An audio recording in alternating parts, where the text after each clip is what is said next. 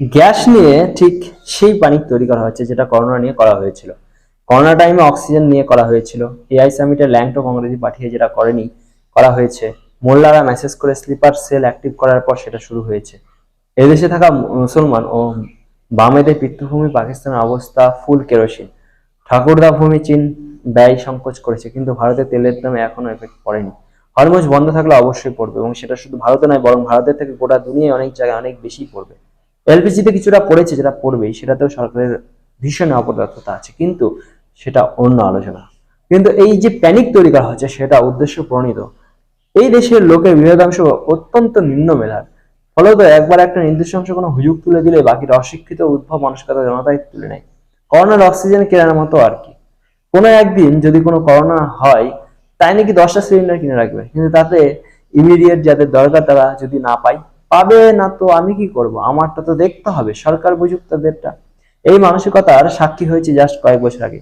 ফলত এখানেও কেসটা তাই। তাছাড়া পিজি চালাচ্ছে ডোমেস্টিক কানেকশনে, রেস্টুরেন্ট চালাচ্ছে ডোমেস্টিক সিলিন্ডার নিয়ে এসে। এরকম কতগুলো চাই, সমস্যা এসব কেসে হয়েছে, তাদের আপাতত কিছু করার নেই। কিন্তু আপনারা যারা তা নন, তারা ওই এআই সামিটের ল্যাংট কংগ্রেসি বা মোল্লার কাকুর লেফ বা ওইরকম জাতীয়তার কথায় নাচার আগে নিজে ভেরিফাই করুন। সম্ভব হলে ধৈর্য ধরুন।